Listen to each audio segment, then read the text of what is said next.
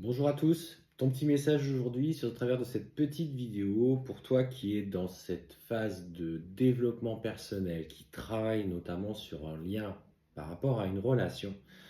Ce qu'on te dit, c'est qu'aujourd'hui, plus que jamais, tu dois comprendre que dans ce que tu vois dans ton autre et dans ce qu'il te met en lumière chez toi, tu dois gagner en vibration. Tu dois porter ton taux vibratoire vers le haut. Alors comment on travaille sur son taux vibratoire? Le taux vibratoire, déjà d'une, varie en fonction des personnes, même s'il y a une moyenne pour tout individu, euh, tout humain sur Terre. Il y en a pour les animaux, il y en a pour les arbres, il y en a pour des lieux qui sont plus forts spirituellement parlant, plus forts énergétiquement. Alors, il y en a beaucoup, il y en a en France, il y en a à l'étranger, il y en a au Pérou, voilà.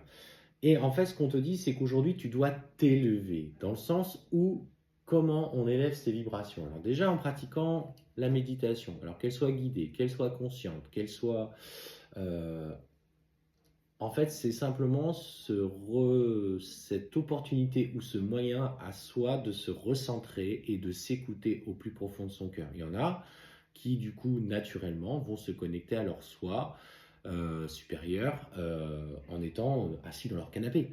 Il y en a qui, du coup, ne vont pas y arriver, qui vont devoir méditer, faire des efforts sur un moyen de se recentrer. Être bien sûr aussi dans l'instant présent. Plus on élève ses vibrations, c'est-à-dire plus on est tiré vers le haut, plus il faut une structure bien accrochée dans la vie bien matérielle. Donc il ne faut pas hésiter à faire des activités, se promener, être dans sa vie présente en s'occupant de ses enfants, en prenant du temps de s'occuper de ses enfants.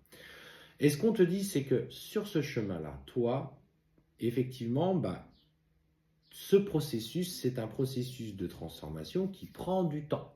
Et oui, le temps fait partie de ces parcours-là. Le but finalement dans ce parcours-là n'est pas forcément, alors l'objectif ultime étant la réunion, qu'on soit bien d'accord, mais c'est surtout que toi, tu t'engages dans ce contrat que tu as scellé avec cette âme. Vos âmes ont scellé ce contrat pour justement vous élever tous les deux. Et en fait, c'est la compréhension des schémas que l'autre met en lumière en toi, dans cet effet miroir toujours, qui du coup doit te permettre de changer ou de comprendre ce qui ne fonctionne pas ou ce qui ne fonctionne plus pour toi. Ça ne veut pas dire pour autant que ça n'a pas marché à un moment donné, il ne s'agit pas de tout remodeler, mais il s'agit surtout de comprendre là où sont nos faiblesses, là où sont nos pardons, là où sont nos schémas répétitifs. Et on te dit, hein, en prenant le temps de travailler sur toi, de t'élever, de construire, cette relation s'engage sur quelque chose de construit. On te parle de quelque chose de,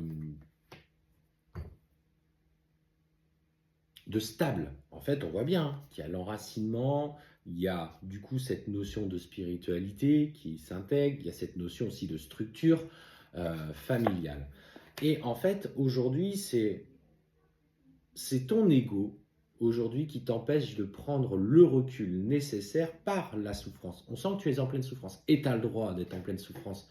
Il n'a jamais été question de juger, il n'a jamais été question de culpabiliser. Tu as le droit d'être en souffrance, tu as le droit d'être en colère, tu as le droit d'être frustré, tu as le droit d'être triste. Ces émotions, elles sont là, elles sont légitimes, mais c'est surtout, en fait, ces émotions viennent de blessures qui sont plus profondes au fond de toi. Et en fait, on voit que justement, par le temps qui dure, tu as cette lassitude. Eh bien, moi, je te dirais tout simplement que accueille-la, cette lassitude. Effectivement, tu as le droit d'être lassé. Eh bien, si le fait d'être lassé t'oblige à clairement, du coup, être dans un vrai lâcher-prise, en fait, c'est OK. Tu as le droit de faire une pause. Tu as le droit de refuser à un moment donné de travailler sur ce lien-là.